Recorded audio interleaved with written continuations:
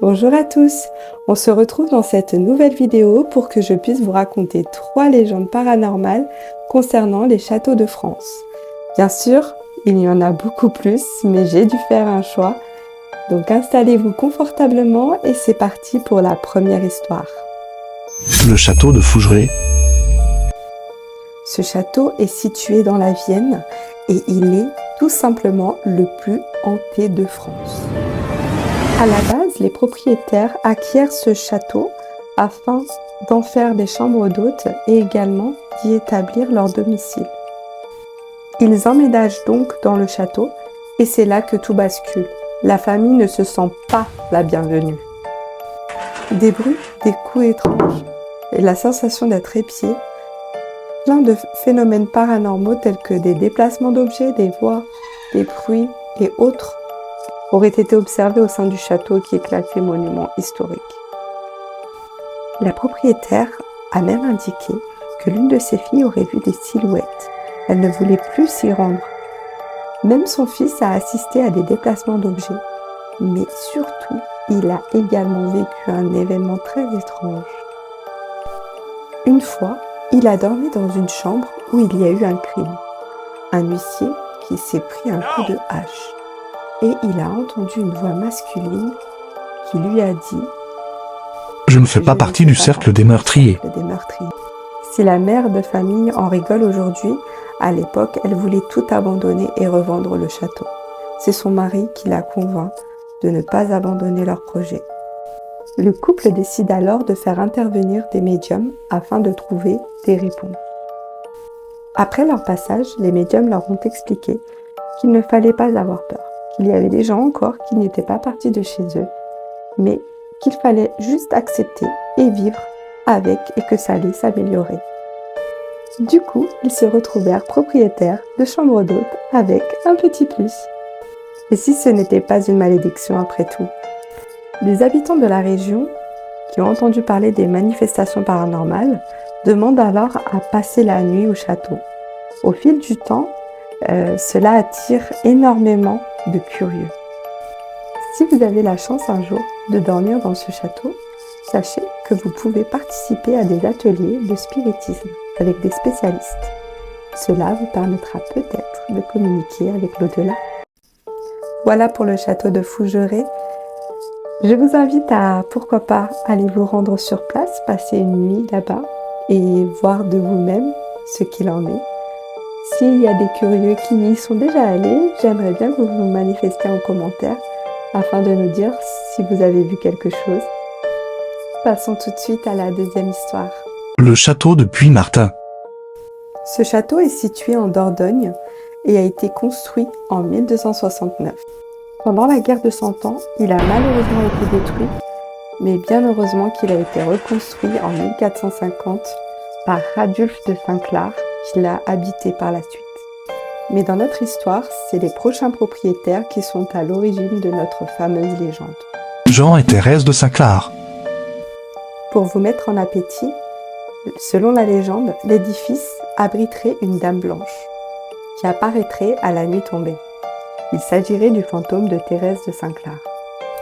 On raconte que Jean de Saint-Clar, lorsqu'il rentra au château après s'être illustré au combat, il surprit son épouse Thérèse dans les bras d'un jeune seigneur. Frappé par la jalousie et la rage, il enferma son épouse infidèle dans la tour nord du château et tua son amant. Au bout de 15 ans de repentir, elle mourut, mais elle ne quitta pas cette pièce, car son corps fut emmuré là. On raconte que son fantôme ne cesserait à la nuit tombée de hanter les couloirs. C'est le fantôme de la Dame Blanche. Les habitants du château l'ont rencontré à plusieurs reprises. Sachez que dans ce château, vous pouvez également y passer la nuit et vous pourrez peut-être apercevoir le spectre de la Dame Blanche. Sachez également qu'il y a la possibilité de faire un escape game sur le thème de la Dame Blanche et d'être complètement dans l'immersion de sa légende. Seriez-vous assez courageux pour passer la nuit là-bas et peut-être l'apercevoir? Manifestez-vous en commentaire si vous l'avez déjà fait. J'aimerais bien savoir les impressions des personnes qui l'ont fait. Et moi, bien sûr, ça me tenterait tellement. Passons tout de suite à notre troisième et dernière histoire. Les ruines du château de Comarque. Le château de Comarque est situé en Dordogne. Donc, il a été construit au XIIe siècle et comme vous pouvez le voir sur la photo, il y a très peu d'édifices qui subsistent encore. C'est dans ce château qu'un événement dramatique a eu lieu. Et cet événement est lié au fantôme qui y réside aujourd'hui. L'histoire se déroule au moment où le comte de Comarque et le baron de Ménac se disputent les terres alentours. La légende raconte que la fille du comte de Comarque tomba amoureuse du fils de la famille rivale. Le père Foudrage leur tendit une embuscade durant un rendez-vous. Le garçon fut alors prisonnier pendant plusieurs mois dans le donjon du château, puis décapité. Depuis, plusieurs personnes affirment que le cheval de la victime erre entre les vestiges à la recherche de son maître. Les apparitions ont notamment lieu les soirs de pleine lune. On raconte même que toutes les personnes ayant voulu voir le fantôme seraient mortes de façon très étrange. Il y a quelque temps, un jeune scout qui avait décidé de passer la nuit dans le donjon fut découvert mort au fond d'une oubliette. D'autres, depuis, ont tenté l'aventure. Ainsi, nous avons ces deux jeunes périgourdins, pourtant prudents, qui s'attachèrent solidement à la muraille, d'abord pour ne pas fuir, mais aussi pour éviter le même piège que le jeune scout. L'un fut retrouvé mort ligoté au pied du donjon. Son copain était, lui, pendu haut et court par la corde qui aurait dû le sauver.